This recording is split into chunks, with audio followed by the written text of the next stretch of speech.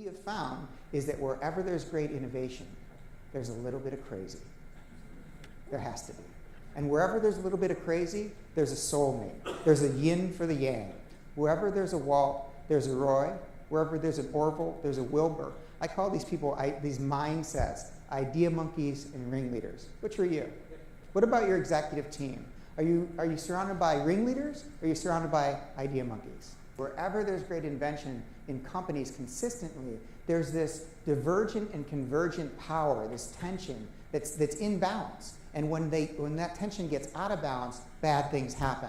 I want to tell you that I have lost millions and millions of dollars of hard-earned money because I did not understand this tension. Because we were cooking too many things, and I thought we could do more and more and more. And it was only when I realized this simple premise that, John Lennon needs Paul McCartney, that there's a yin and a yang, and when it's in balance, great things happen, and when it's out of balance, bad things happen, that things got on track.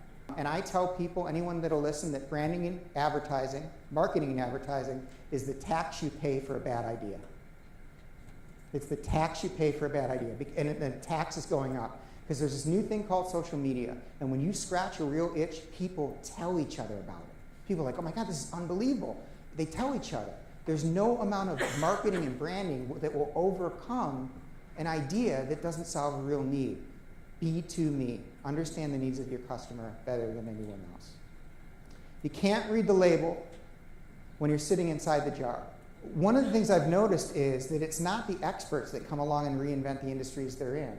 The thing that these companies have in common is they're often led by people that have no experience in the business at all. So they're outside the jar. When someone says, I'm going to hire a chief innovation officer, the first thing they say, well, what industries are they from? When I hear, well, he was at a competitor, I say, hold on a second.